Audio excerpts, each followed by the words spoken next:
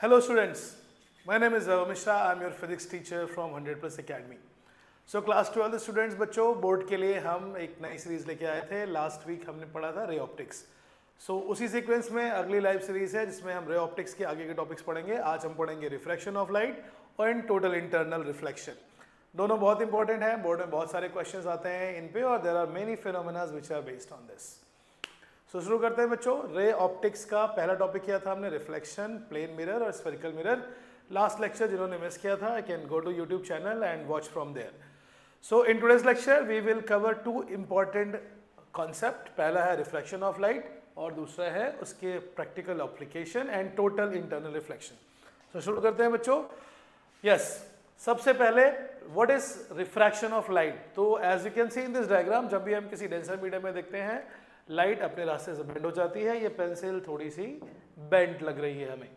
These are the two observations. जब हम किसी भी मीडियम में देखते हैं बाहर से, रेयर मीडियम से डेंसर में या डेंसर से रेयर में, एयर से वाटर में लाइट जाते हुए बेंड हो जाती है, एयर से वाटर में लाइट जाते हुए ग्लास में जाते हुए लाइट बेंड हो जाती है. So what is refraction? जब लाइट किसी एक मीडियम से दूसरे मीडियम में जाती है एट एन एंगल और obliquely. So when light ray is incident obliquely from one medium to another, it always deviates from its original path. This phenomena is called refraction of light. So reflection of light, जैसे बच्चों ने reflection में define किया था, there is a incident ray. जिस point पर light आ रही है इंसिडेंट रे. इंसिडेंट रे जिस पॉइंट पर आती है उसको बोलते हैं पॉइंट ऑफ इंसिडेंस. उसका परपेंडिकुलर नॉर्मल और लाइट दूसरे मीडियम में गई, दैट इज रिफ्लेक्टेड रे.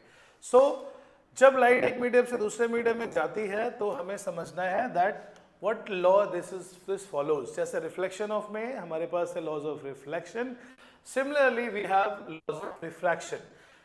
जब लाइट पहले मीडियम में आई एयर में, it is coming at an angle I. Angle between incident ray normal is called angle of incidence which is I here. So I is angle of incidence. Light दूसरे medium में जब जाती है और वो ऑब्लिकली इंसिडेंट हो, then it always bend. So दूसरे medium में जाने पे light was suppose to go straight, लेकिन वो अपने रास्ते से बेंड हो गई. And this is called, this phenomena of deviation of light from its original path is called reflection of light. N1 is refractive index, जो आपने बच्चों क्लास 10 में पढ़ा था. इफ यू रिमेंबर, हर मीडियम की एक प्रॉपर्टी होती है ऑप्टिकल प्रॉपर्टी, जिसको डिनोट करते हैं रिफ्रैक्टिव इंडेक्स से. और क्लास 12 में आपने इलेक्ट्रोमैग्नेटिक वेव में ये चैप्टर में इस टॉपिक को भी पढ़ा है कि optical property is actually combination of electric and magnetic property. मैं आपको याद दिला दूं, अगर आपको याद हो, रिफ्रैक्टिव इंडेक्स का फॉर्मूला होता है स्क्वायर रूट ऑफ रिलेटिव का प्रोडक्ट का स्क्वायर रूट. किसी भी मीडियम की इलेक्ट्रिकल और मैग्नेटिक दोनों प्रॉपर्टी को मिला के उसकी ऑप्टिकल प्रॉपर्टी डिफाइन होती है, because light is a component of electromagnetic wave. So light का हम रे ऑप्टिक्स चैप्टर पढ़ रहे हैं. रे ऑप्टिक्स में हमने लास्ट क्लास में किया था रिफ्लेक्शन. बच्चों आज हम कर रहे हैं रिफ्रैक्शन. लाइट एक मीडियम से दूसरे मीडियम में जाने पर वो हमेशा अपने, दिस एग्जांपल लाइट आ रही थी एयर से and it is going into glass. जब लाइट रेयर मीडियम से डेंसर मीडियम में जाती है तो वो नॉर्मल की तरफ बेंड हो जाती है, और जब वो जाएगी डेंसर से रेयर में, then it will move away from the normal. अगर ये उल्टा हो, सपोज ऊपर का मीडियम ग्लास और नीचे का medium air, then when light comes from denser medium to rare medium, it always move away from the normal. So this light was suppose to go straight, but वो अपने रास्ते से bend हो जाती है और ये हमेशा नॉर्मल से दूसरी तरफ, बाहर की तरफ बेंड हो जाएगी. This is again refraction. But light जब जा रही है डेंसर मीडियम से रेयर मीडियम में. So what is the refraction? How will you define?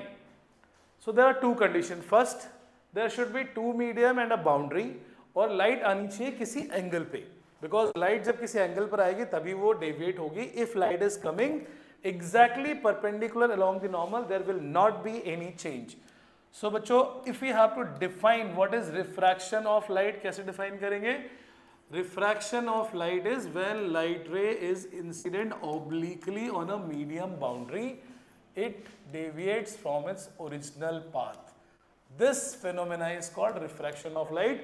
अभी आप ध्यान दें, केवल टॉपिक को समझने पे क्लास के नोट्स आपको पीडीएफ में शेयर कर दिए जाएंगे in the link. You can download from here for your board preparation. Exactly आपको किस शब्दों में लिखना है और क्या लिखना है. सो जब हम लाइट के लिए रिफ्रैक्शन देखते हैं, there is a Snell's law. Light जब एक मीडियम से दूसरे मीडियम में जाती है, उसके लिए स्नेल ने mathematically and with the help of experiment he gave the concept of refractive index.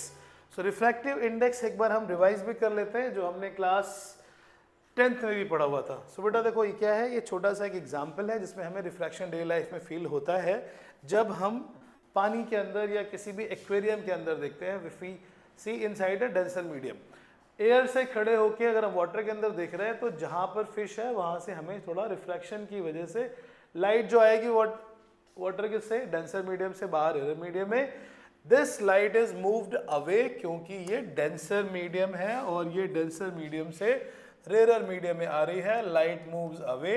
So because of the refraction जो एक्चुअल पोजीशन थी इस फिश की, हमें उसकी इमेज दिखाई पड़ेगी उससे ऊपर।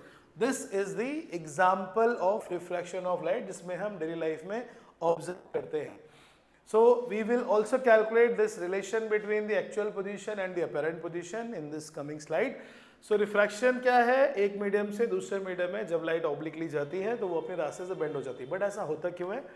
So फर्मेट ने एक थ्योरम दी थी which is one of the theorems of Fermat. He gave many theorems. Light उस रास्ते से हमेशा ट्रेवल करती है जिससे उसको मिनिमम टाइम लगे।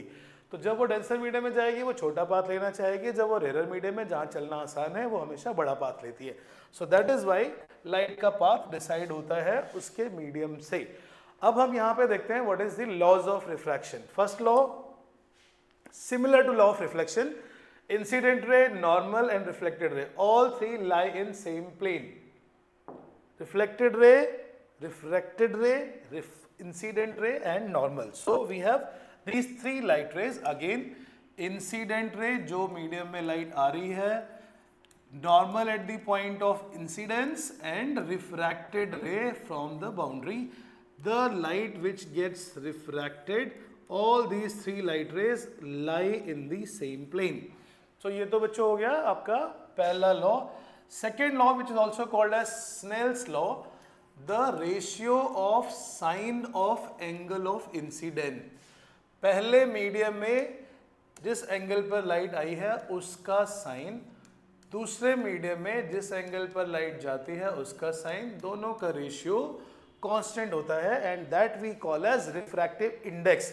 बट क्योंकि यहाँ पे दो मीडियम है, मीडियम 1 और मीडियम 2, मीडियम 1 से लाइट जाती है, इसको हम रिफ्रैक्टिव इंडेक्स को म्यू से या एन से डिनोट करते हैं। पहले मीडियम का रिफ्रैक्टिव इंडेक्स μ1, दूसरे मीडियम का रिफ्रैक्टिव इंडेक्स μ2। मीडियम 1 से मीडियम 2 में लाइट जाती है μ1 to μ2, so we define is μ2 with respect to 1। अगर लाइट पहले मीडियम से दूसरे मीडियम में जा रही है तो हम इसको लिखेंगे लाइट का refractive index of medium 2 with respect to medium 1। 2 medium कौन सा है जिसमें लाइट गई, 1 मीडियम कौन सा है जहां से लाइट आई। ठीक है बच्चों, सो देखो इसी में कंफ्यूजन होता है कि कौन सा मीडियम 1 कौन सा medium 2। So always you have to keep in mind जिस मीडियम से लाइट आती है उसको हम 1 लेते हैं जहां पर इंसिडेंट रे हो, और जिस मीडियम में लाइट जाती है उसको हम रिफ्रैक्टिव इंडेक्स लेते हैं, और हमेशा रिफ्रैक्टेड रे का medium with respect to incident ray medium. So इस μ21 which is a relative refractive index, इसको हम कैसे डिफाइन करते हैं, refractive index of medium 2 with respect to medium 1। Refractive index of medium 2 जिसमें लाइट गई है with respect to the medium. So इस फॉर्मूले को, स्नेल्स लॉ को और बेटर तरीके से हम कैसे रिप्रेजेंट करते हैं ताकि हमें ये 1 और 2 ना याद करना पड़े कि मीडियम 1 कौन सा है 2 कौन सा है। आप इसको क्रॉस मल्टीप्लाई कर दो। So we have μ1 sin i, पहले मीडियम का रिफ्रैक्टिव इंडेक्स और उस मीडियम के एंगल का साइन। पहला मीडियम है μ1, उसमें एंगल था i, उसका sine is equal to μ2 sin r। अगर आप क्रॉस मल्टीप्लाई करते हो किसी भी दो मीडियम के लिए on the refractive, in the case of refraction जिस मीडियम का रिफ्रैक्टिव इंडेक्स उस मीडियम के एंगल का साइन, दोनों का प्रोडक्ट हमेशा कांस्टेंट होता है। सो हम एक जनरल स्टेटमेंट लिख सकते हैं किसी भी मीडियम के लिए, the product of mu into sine I is constant. यहाँ पे तो बच्चों केवल दो मीडियम है, मीडियम 1 और मीडियम 2, जो आपने पढ़ा था क्लास 10th में मल्टीपल रिफ्रैक्शन। उसका एग्जांपल कौन सा होता है, स्टार का ट्विंकलिंग। जब लाइट स्टार से आती है हम तक, रास्ते में बहुत सारी अलग अलग डेंसिटी की लेयर है एयर की, और उनकी रिफ्रैक्टिव इंडेक्स अलग अलग होती है। उनके लिए हम एक जनरलाइज लॉ लिख सकते हैं, mu into sine x constant. पहला मीडियम उसका एंगल उसका साइन, दूसरा मीडियम उसका angle, so that why we can extend that for n number of medium जो बार बार लाइट अलग अलग मीडियम से होते हुए हम तक आती है। सो उसमें बच्चों ऐसा एग्जाम्पल था कि वाई स्टार ट्विंकल्स, आपने क्लास 10 में पढ़ा था, 12th में तो एग्जाम में नहीं आता है, बट फॉर योर इन्फॉर्मेशन एक बार फिर से रिवाइज कर देते हैं। क्या होता है, लाइट आती है, रिफ्रैक्शन करके हमारी आंखों में बनती है, लेकिन बिकॉज वो बीच में एयर के पैकेट्स हैं जिनकी बाउंड्री डिफाइन नहीं है, हवा चलेगी, एयर चलेगी, विंड की वजह से they keep on changing their position, इसलिए स्टार की पोजीशन भी हमारे लिए चेंज होती रहती है और वो हमें इल्यूजन देती है that the light is star is twinkling. कभी पास आएगा तो ब्राइट लगेगा, दूर इमेज बनेगी तो थोड़ा डिम हो जाएगा, and that's how we explain the twinkling of light. So अभी हमने बात की है रिलेटिव रिफ्रैक्टिव इंडेक्स की। क्लास 10th में आपने दो टर्म पढ़े थे, absolute refractive index and relative refractive index. So अगर हम किसी एक पर्टिकुलर मीडियम के रिफ्रैक्टिव इंडेक्स की बात करें, then it is called refractive index of that medium only. अब दैट मीडियम ओनली का मतलब क्या हुआ कि बाहर कोई मीडियम नहीं है, अगर बाहर कोई मीडियम नहीं है तो बाहर वैक्यूम है। So absolute refractive index of any medium is defined as ratio of speed of light in vacuum to speed of light in that medium. This ratio, the speed of light in vacuum to speed of light in the medium, दोनों speed है तो of course it is dimensionless, और क्योंकि हम vacuum के respect में कर रहे हैं, it is an absolute refractive index. So for any medium उसमें लाइट की स्पीड वैक्यूम की स्पीड से कम होगी, इसलिए किसी भी मीडियम का refractive index, absolute refractive index हमेशा 1 से बड़ा ही होगा, दैट इज फॉर श्योर। कोई भी ऐसा मीडियम नहीं है जिसका रिफ्रैक्टिव इंडेक्स वैक्यूम से कम हो, बिकॉज वैक्यूम में तो कोई मीडियम ही नहीं है। So now if we see this n और mu, we denote by both, it is c by v, c is speed of light in vacuum which is 3 into 10 to the power 8 and v is speed of light in that particular medium। लेकिन जब हम बात करते हैं relative refractive index की, medium 2 with respect to medium 1, जैसे light glass से water में जा रही है, both are medium, so when light goes from medium 1 to medium 2, इस फॉर्मूले को हम अगर रिलेटिव रिफ्रैक्टिव इंडेक्स को वेलोसिटी के फॉर्मूले में चेंज करना चाहें, सो सेकेंड मीडियम में refractive index is relative ratio of speed of light in vacuum to speed of light in that second medium, और पहले मीडियम में speed of light in vacuum to speed of light in that medium, C से C cancel, speed of light in medium 1 to speed of light in medium 2, this is relative. अब जब दो medium के हम compare कर रहे हैं तो कोई भी मीडियम डेंसर और कोई भी मीडियम रेयर हो सकता है, क्योंकि हमें पता है डेंसर मीडियम में लाइट की स्पीड कम हो जाती है, डेंसर मीडियम और रेयर मीडियम से accordingly mu relative can be greater than 1, less than 1, और it can be equal to 1। अगर दो अलग अलग मीडियम हैं तो भी उनकी ऑप्टिकल डेंसिटी सेम हो सकती है। द मटेरियल डेंसिटी, यानी जो मटेरियल थोड़ा थिक है इसकी हमेशा डेंसिटी ज्यादा हो ऐसा जरूरी नहीं है। Even the lighter medium has a very high optical density, for example kerosene oil and petrol, these products are very thin, very light as compared to even water, but they have very very high optical density. So now we will see some formation of image by the refraction. तो image बनने के लिए बच्चों क्या चाहिए, सबसे पहले चीज there should be a light perpendicular आई किसी भी सरफेस से, तो स्पीड तो चेंज होगी मीडियम में जाने पे, बट हमें रिफ्रैक्शन ऑब्जर्व नहीं होगा। क्यों? क्योंकि लाइट बेंड नहीं होगी। लाइट अगर नॉर्मल के लॉन्ग आती है, which means if angle I is 0 then angle R will also be 0। अगर लाइट किसी भी मीडियम में अलोंग द नॉर्मल सरफेस पे आती है तो वो सीधा निकल जाएगी, इसका मतलब रिफ्रैक्शन हमें ऑब्जर्व नहीं होगा if light is incident perpendicular to the surface. तो जब भी आपको डेफिनेशन लिखनी है, you will write this is the phenomena when a light ray is obliquely incident on a medium boundary separating two media, the light deviates from its original path and this phenomena is called refraction of light। ठीक है बच्चों, reflection क्या था? the bouncing back of light into the same medium when it strikes a boundary। so this phenomena also correct the boundary, reflection भी होगा, refraction भी होगा। reflection होगा because of this boundary separation, और रिफ्रैक्शन का reason है medium में change speed. एक लाइट कब दूसरे मीडियम में जाती है तो दोनों में स्पीड का डिफरेंस आता है, और because format theorem says light हमेशा वो रास्ता लेना चाहेगी जिसमें उसको सबसे कम टाइम लगता है, सो वो अपने रास्ते से डेविएट हो जाएगी। सो अगर लाइट नॉर्मल के लॉन्ग आएगी तो कोई डेविएशन नहीं होगा। अगर लाइट आती है किसी एंगल पर, then what is this angle? The angle of deviation that is produced in the path of light ray, जिसको हम डिनोट करते हैं डेल्टा से। The angle of deviation in the path of light is defined as delta. Angle of deviation is I minus R। अगर मीडियम रेयर से denser में जा रहा है तो I बड़ा होगा, डेंसर से रेयर में तो R बड़ा होगा, इसलिए हम मॉड साइन लगा देते हैं। हमेशा बड़े वाले से छोटे वाले को माइनस करेंगे। जब लाइट एक मीडियम से दूसरे मीडियम में जाती है, लाइट अपने रास्ते से डेविएट हो जाती है by the angle I minus R। बच्चों अभी तक समझ में आ रहा है सब कुछ? कमेंट में बताओ प्लीज। और अगर आपको किसी भी टॉपिक में प्रॉब्लम है, if you want any other topic for me to take in the live session apart from our weekend session, I will take that. So अगर आपको कोई और टॉपिक जो परेशान करता है, because now your date sheet is out, now physics के exam में सिर्फ एक दिन का गैप है। आप सबने अपनी डेट शीट देख ली होगी, फिजिकल एजुकेशन के बाद केवल एक दिन का गैप है। हर बार फिजिक्स का पहला पेपर होता था ताकि आपको अच्छा खासा समय मिले। सो ये एक साइकोलॉजिकल गेम है, प्लीज बच्चों इसके लिए पहले से प्रिपेयर रहना है आपको। फिजिक्स का पेपर लास्ट ईयर क्या था आपने देखा ही था, उसके लिए कितनी न्यूज आई थी। Even in some of the set the paper was directly from JEE mains and advanced paper. So don't take chance, Academy is here, I am here. If you want to prepare at that level, we will not leave any chances for you. There are live classes, there are offline classes. If you want to connect in our batches, please connect on the link below and our team will coordinate with you. We have started a crash course where we take class almost every alternate day and there is a test series also. Or if you want to attend just live session and take the credit of this session, all the teachers from 100+ Academy is coming live. So आपको papers मिलेंगे, आपको questions मिलेंगे, but yes frequency will be little less. If you want more frequency, more intense preparation, you can see our recordings और you can get connected to our batch. We have online batch, offline batch separately. चलो बच्चों वापस आते हैं।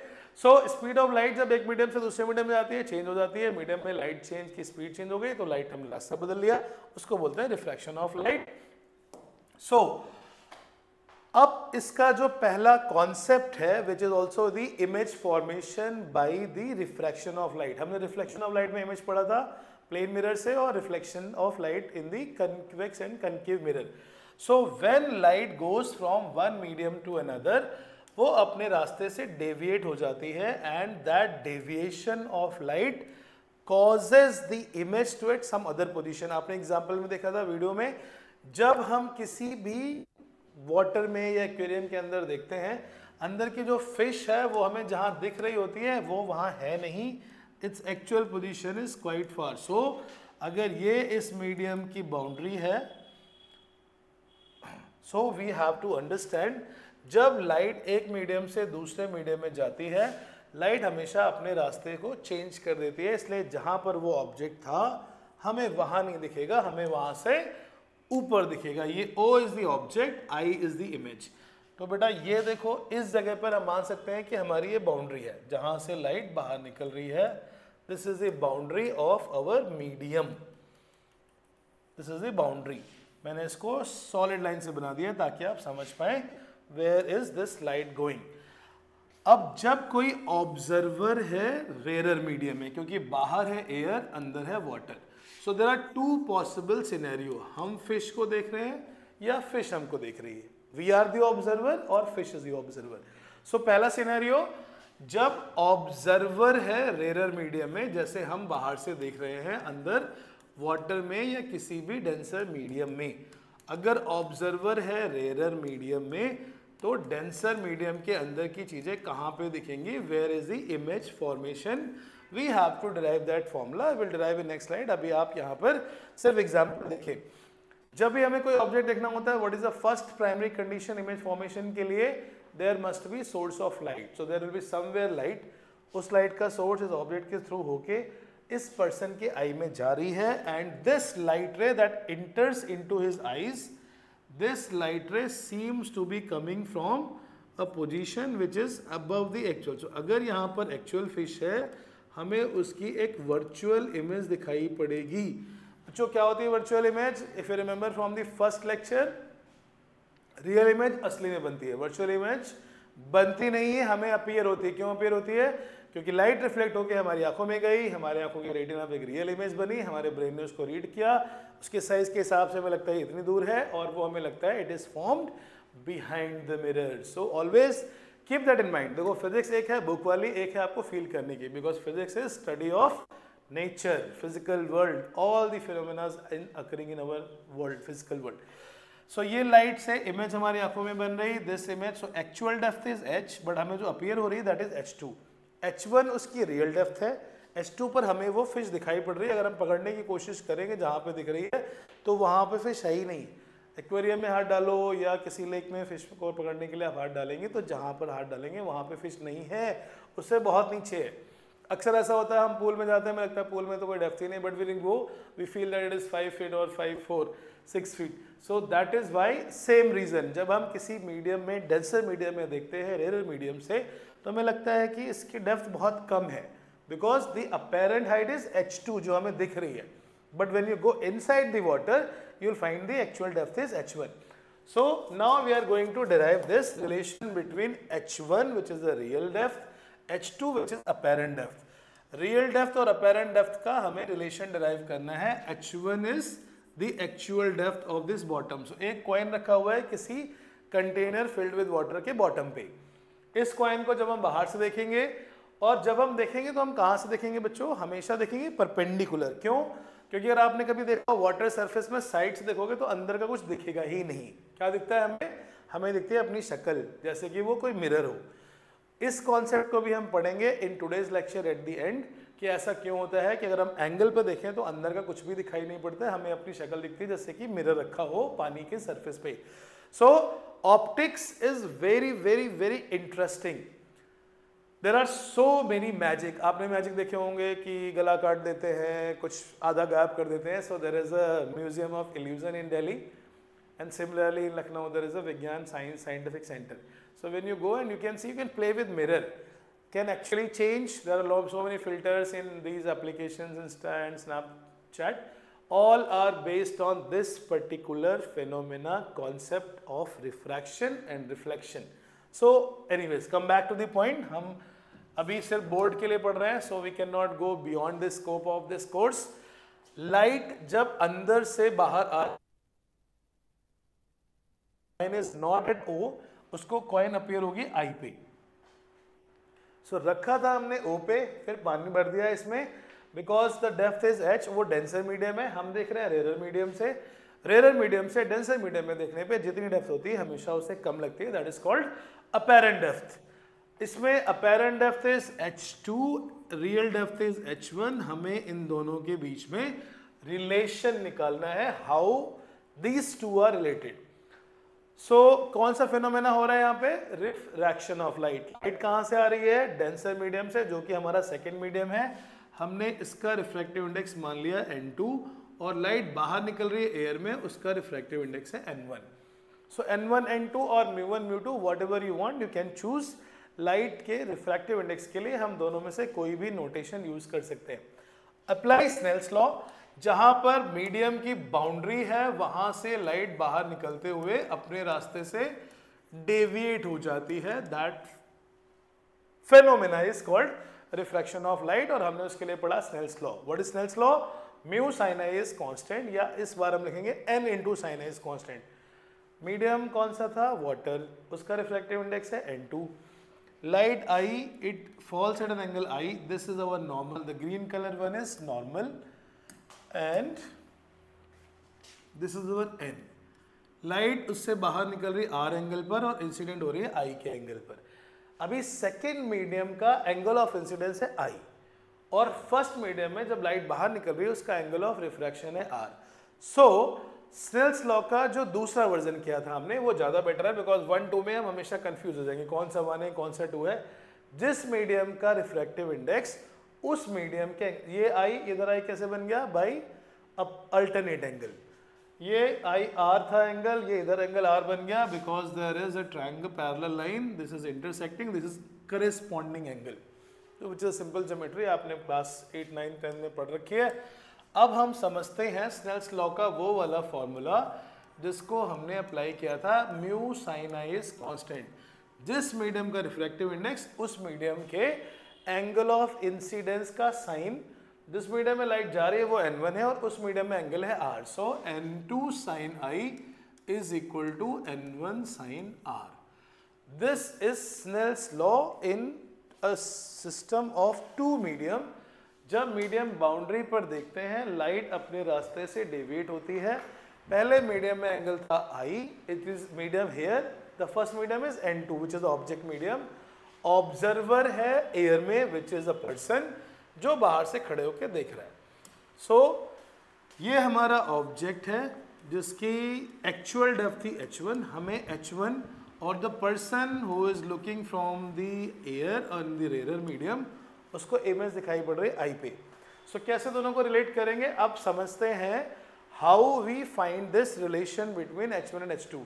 देखने को तो आप किसी भी एंगल पे देख सकते हो, लेकिन अगर साइड पे देखोगे तो क्या होगा, हमें अंदर का कुछ दिखेगा ही नहीं। That is another phenomena we will be doing in the last of this lecture.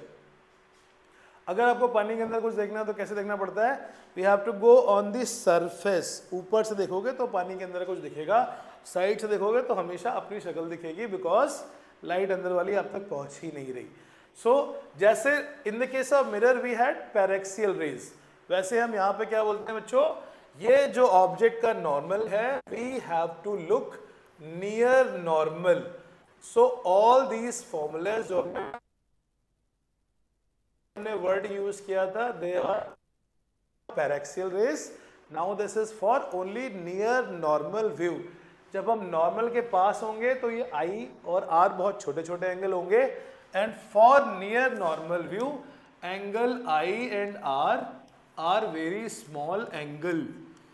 छोटे एंगल के लिए साइन थीटा और थीटा भी बराबर होते हैं और टैन थीटा भी उसके इक्वल होता है। So we can replace sine by tan. Sine theta is equal to theta, tan theta is also equal to theta. So जब हम किसी भी मीडियम के लिए किसी भी केस में अगर हम अप्रोक्सीमेशन अप्लाई करते हैं बाय ट्रिग्नोमेट्री, साइन थीटा और टैन थीटा की वैल्यू अप्रोक्सीमेटली इक्वल होती है। एक 1 से आगे से उसको अप्रोच करता है और एक 1 के पीछे से, जो आपने मैथ्स में पढ़ा होगा। So I will not go in detail, but sine theta by theta is tending to 1, tan theta by theta limit theta tending to 0 is also tending to 1। आप इसको मैथ्स में डिटेल में पढ़ते हैं। अब हमने यहाँ पर इन दोनों के बीच रिलेशन निकालना है। tan i के लिए हम ये ट्रायंगल लेंगे बड़ा वाला, जिसमें tan i is perpendicular upon base. Perpendicular is AB और बेस कितना है बेटा, A से लेके O तक। सो दिस इज AO वाले छोटे ट्रायंगल में जिसमें R है। In that triangle now we can see this is the other triangle जिसमें एक एंगल है 90 degree, sine R is equal to tan R and tan R becomes AB1 divided by AI। So ये AB1 दोनों तरफ cancel out हो जाएगा। AO object की डिस्टेंस है from the surface, from the boundary, AI image की distance है, दोनों को इक्वेट कर देते हैं। So we got a relation N2 by H1 is equal to N1 by H2। हमें चाहिए apparent depth is N1 H1 by N2, और उसको हम लिख सकते हैं H1 divided by N21। What is N21? Refractive index of medium 2 with respect to medium 1। तो usually हम हमेशा डेंसर मीडियम का रिफ्रैक्टिव इंडेक्स रेयरर मीडियम के रेस्पेक्ट में ही लिखते हैं। सो N21 को N लिख लेंगे। Apparent depth of any object in the denser medium is equal to real depth divided by refractive index of denser medium with respect to rarer. Always apply this formula. Apparent height, apparent depth, real depth से कम हो जाती है, it becomes 1 by mu times. But what is mu?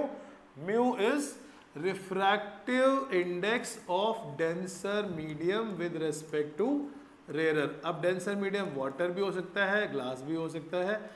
सो ये phenomena जो हमें observe होता है, इसको हम डेली लाइफ में बहुत जगह पर देखते हैं। कैसे? We will see in some of the slides later on. ये क्लियर हो गया बेटा? अगर हम रेयर से डेंसर में देखते हैं तो हमें ऑब्जेक्ट जितनी डेप्थ पर है उससे कम दिखाई पड़ता है। अब सोचो इसका उल्टा, अगर हम डेंसर से रेयर में देख रहे हो और हमें, जैसे हम देख रहे थे, मतलब कहने का मतलब है अगर मान लो कहीं पे फिश है और बाहर कोई ऑब्जर्वर है, फॉर एग्जाम्पल बाहर कोई ऑब्जेक्ट है बर्ड, अगर हम डेंसर मीडियम से रेयर मीडियम में देख रहे हैं, fish is looking at a bird, तो again apply the same concept. Bird से आने वाली लाइट इस फिश के आंखों में पहुंचेगी, लेकिन बेंड होने के बाद, क्योंकि लाइट जा रही है एयर से ग्लास में, it will bend. So the light that enters into the eye of this fish, now fish is observer, वो देख रही है और हमारा ऑब्जेक्ट है बर्ड। बर्ड की इमेज इस फिश ने ऑब्जर्व की by the refraction of light. So due to refraction of light हमें जो इमेज मिलेगी, यहाँ पर नॉर्मल ड्रॉ कर लेते हैं, और जो आंखों में लाइट पहुँच रही है that seems to be coming from a position above the actual bird. So bird जहाँ पर है उससे h हाइट ऊपर उसकी इमेज दिखाई पड़ रही है, that means this is object और हमें ऊपर मिलेगी height. So now apparent height is more than the real height. जब हम डेंसर मीडियम से रेयर मीडियम में देखते हैं तो अपेरेंट हाइट हमें ज़्यादा दिखाई पड़ती है, which is mu times real height. तो बेटा दो केसेस हैं। कौन? रेयर मीडियम में ऑब्जर्वर है, डेंसर में देख रहा है, जैसे हम पानी के अंदर देखें तो जितनी डेप्थ है उससे कम हो जाती है। अगर हम डेंसर मीडियम में हैं, सपोज हम डाइव करके पानी में अंदर गए हैं स्विमिंग पूल में, बाहर कुछ देख रहे हैं, दो हमें कुछ दिखता नहीं है बाहर, बट सपोज फिश और any other water body animal is looking outside, उसको जितनी हाइट पे चीज़ें हैं उससे ज़्यादा दिखाई पड़ेंगी because of the refraction. You can see in this case ये जो म्यू है, mu is always refractive index of denser, in this case water with respect to air. Always mu will be refractive index of denser medium with respect to rarer medium. इसमें बहुत सारे questions board में भी आते हैं और competitive exam में भी आते हैं. So this chapter is very very important and crucial. We will be doing numerical from the board question. Okay.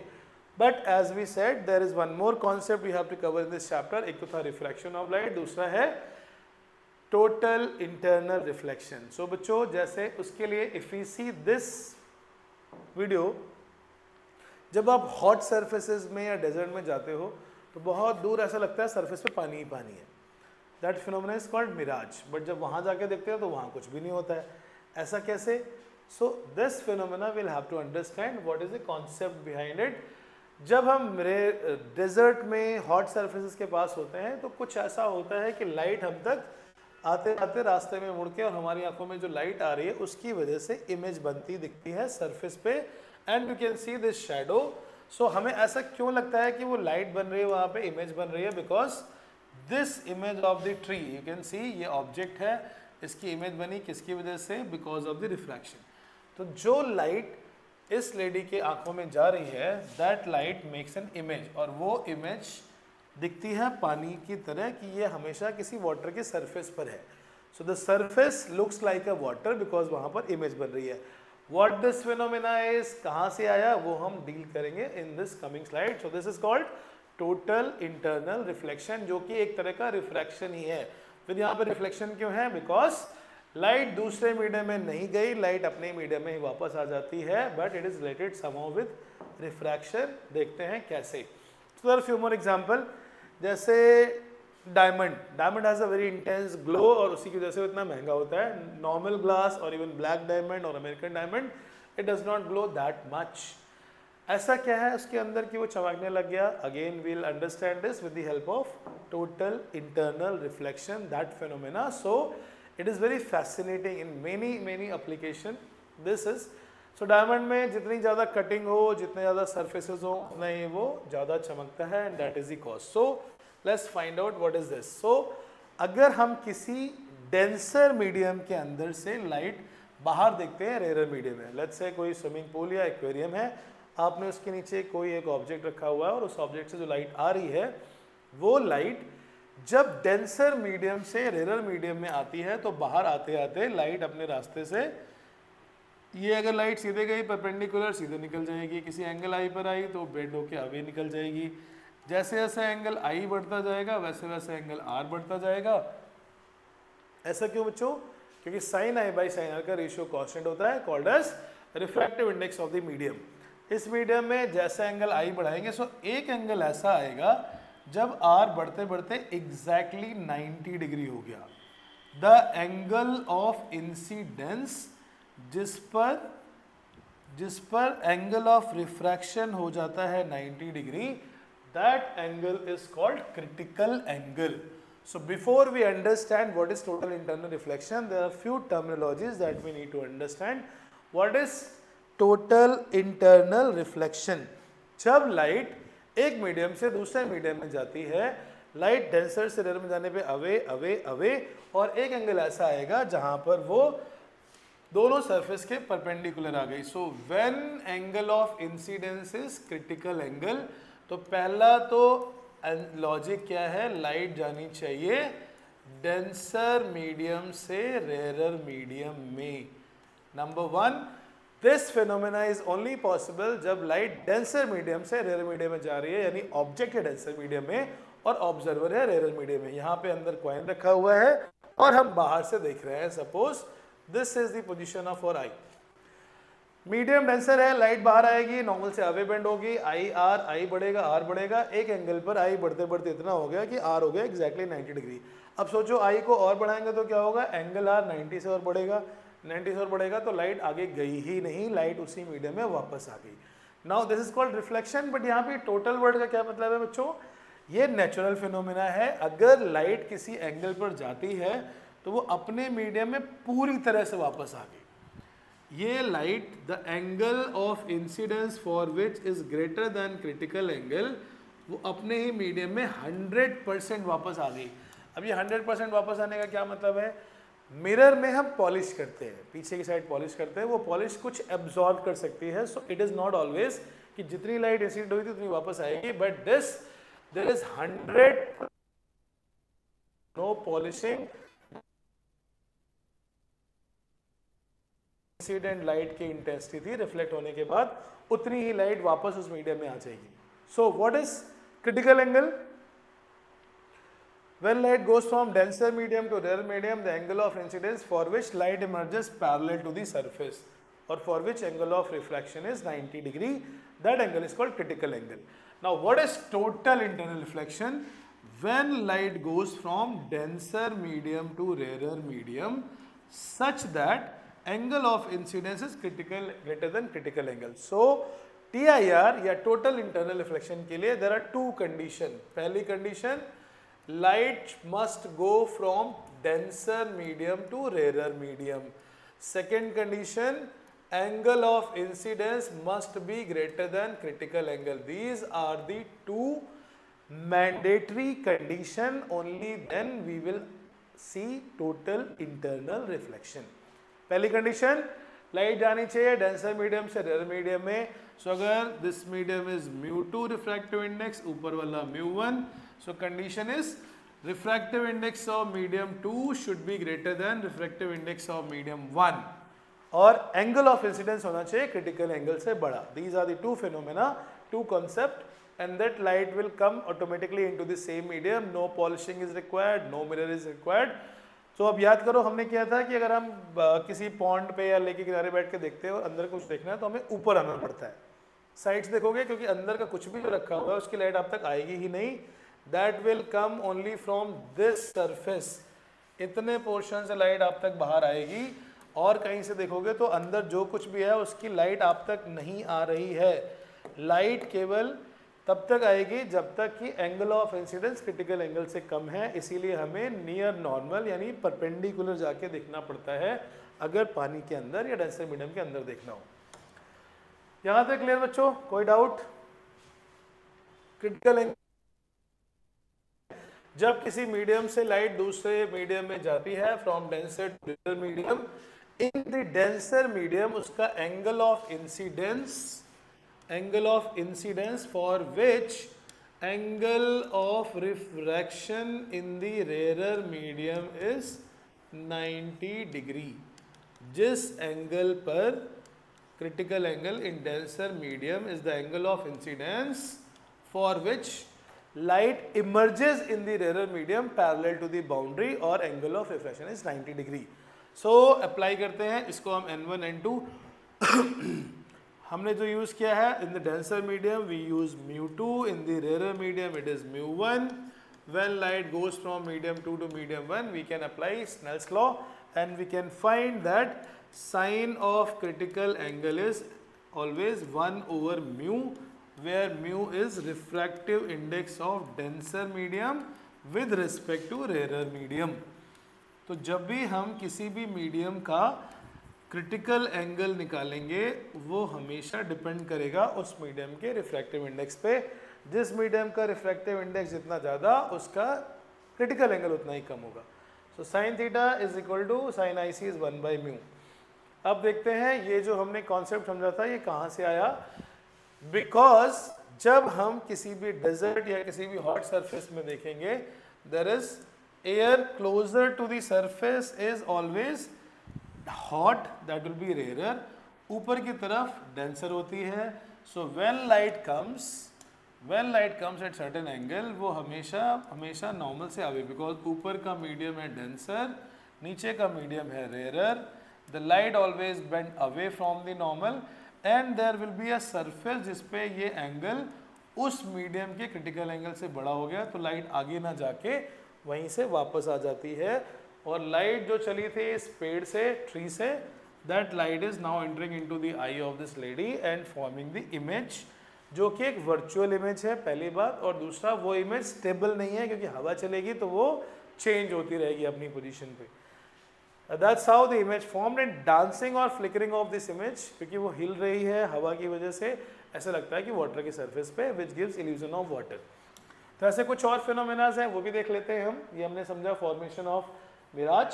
As you can see light जैसे आती है बेंड होती है और सरफेस से बेंड होकर उस पर्सन की आंखों में जाएगी, उसको लगेगा कि नीचे कुछ इमेज बन रही है जो कि वाटर के सरफेस पर है। सेम एग्जांपल डायमंड का है। डायमंड के अंदर जो भी लाइट जाती है because it has very high refractive index, जो फॉर्मूला हमने अभी किया था दैट इज क्रिटिकल एंगल का फॉर्मूला है sine i inverse 1 by mu. Sine of critical angle is 1 by mu.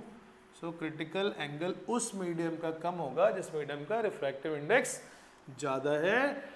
Diamond is a very highly denser medium, इसलिए critical angle is 22 degree. Just light goes inside and the angle is greater than critical angle and that is why the light does not go beyond. वो उसी denser medium में again another surface, the angle of incidence is greater than critical angle. Every time it strikes any surface, the light becomes at an angle greater than critical angle. Her surface पर reflect होते होते अंदर tap हो जाती है और अंदर उसको एक ब्रिलियंस या से डायमंड हमेशा ग्लो करता है।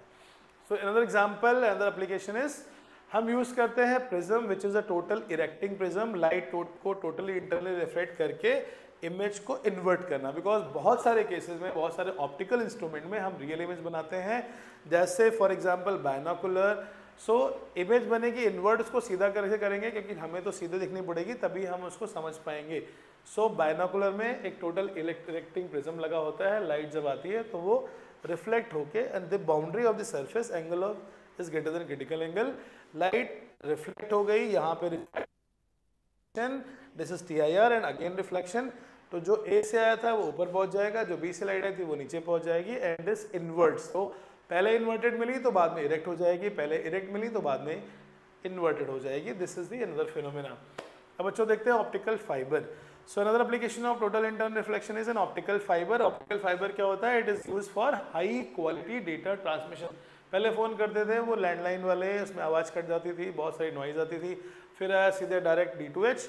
अभी नई टेक्नोलॉजी क्या है, गड्ढों में सड़क के किनारे आपने देखा होगा मोटी मोटी पाइप पड़ती रहती हैं, ऑप्टिकल फाइबर, जियो फाइबर, उसमें हम यूज़ करते हैं the same concept of total internal reflection with the help of this knowledge कि अगर angle of incidence critical angle से बड़ा रखा हमने तो लाइट उसी मीडियम में बार बार वापस आती रहेगी और किसी भी सरफेस पे कोई भी एब्जॉर्प्शन नहीं होगा, 100% reflection back into the same medium. So एक बार रिवाइज करते हैं, समराइज करते हैं। टोटल इंटरनल रिफ्लेक्शन पढ़ा है हमने क्या, जब भी कोई लाइट डेंसर मीडियम से रेयर मीडियम में जाए और angle of incidence critical angle, light अपने मीडियम में 100% रिफ्लेक्ट होकर वापस आ जाती है। This phenomena is called TIR। उसके बहुत सारे एप्लीकेशंस हैं जो हमने देखा, डायमंड का sparkling plus optical fibres. We will do some numerical in next class. Okay बच्चों, तो आज हमने पढ़ा है रिफ्रैक्शन, आज हमने पढ़ा है अपैरेंट डेप्थ, रियल डेप्थ, और आज हमने पढ़ा है अगला कॉन्सेप्ट टोटल इंटरनल रिफ्लेक्शन। इस पे बेस बहुत सारे न्यूमेरिकल्स करेंगे हम जो कि बोर्ड के एग्जाम्स में आए हुए हैं, और अगली क्लास में we will understand the refraction from curved surface. So जैसे लेंस से देख रहे हैं आप, लेंस से हम लाइट को कन्वर्ट करके ग्लास पेपर को बर्न कर सकते हैं। We will understand the refraction from curved surfaces। आज हमने सारे एग्जाम्पल किए हैं प्लेन सरफेस के, when the medium boundary is plane। तो आई होप आपको समझ में आया होगा। थोड़ा फास्ट पेस पे हम कर रहे हैं बिकॉज हमें बोर्ड के लिए हर एक चैप्टर को थॉरोली रिवाइज भी करना है, समझना भी है, और बोर्ड के पास्ट ईयर के क्वेश्चंस भी करने हैं। आपको नोट्स अभी लिखने की कोई ज़रूरत नहीं है, मैं आपको नोट्स की PDF की लिंक शेयर कर दूंगा। You can download that and you can prepare for your board exam how to write, what exact words you are supposed to write। ठीक है बच्चों, so if you like the video please like this channel, subscribe and share। we will be coming live and the frequency of live will increase as your exam will come closer। Physics के paper के लिए आपको सिर्फ एक दिन का gap मिला है, सो आप लास्ट के लिए नहीं बैठ सकते, आपको अभी से पूरी तरह से प्रिपेयर करके रखना है पूरा complete syllabus. End of course you are going to give your pre board exam, तो प्री बोर्ड में आपको कॉन्फिडेंस मिल जाएगा कि यस यू आर प्रिपेयर्ड। ठीक है बच्चों, मिलते हैं next week. Okay, thank you, bye bye, take care, keep working, thank you.